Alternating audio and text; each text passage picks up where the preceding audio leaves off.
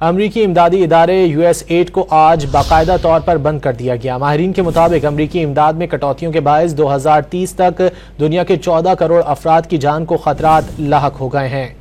یہ تحقیق بین الاقوامی طبی جریدے دی لینسٹ میں شائع ہوئی ہے، جس کا اعلان اقوام متحدہ کی اسپین میں ہونے والی کانفرنس کے دوران کیا گیا۔ امریکی ایجنسی USAID نے عالمی انسانی امداد کا 40% سے زائد حصہ فراہم کیا کرتا تھا، لیکن صدر ڈونلڈ ٹرمپ کے دوبارہ اقتدار سنبھالنے کے بعد اس امداد میں سخت کمی آئی۔ ٹرمپ کے مشیر ایلون مسک نے بھی اس ایجنسی کو شدید نقصان پہنچانے کا اعتراف کیا تھا۔ گزشتہ روز اس ادارے کو باقاعدہ طور پر ختم کر دیا گیا۔ اس فیصلے کو سابق امریکی صدر جارج بش اور براک اوباما نے افسوسناک اور تباہ کن قرار دیا ہے۔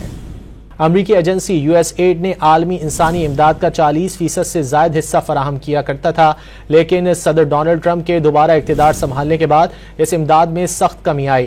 ٹرمپ کے مشیر ایلون مسک نے بھی اس ایجنسی کو شدید نقصان پہنچانے کا اعتراف کیا تھا۔ گزشتہ روز اس ادارے کو باقاعدہ طور پر ختم کر دیا گیا۔ اس فیصلے کو سابق امریکی صدر جارج بش اور براک اوباما نے افسوسناک اور تباہ کن قرار دیا ہے۔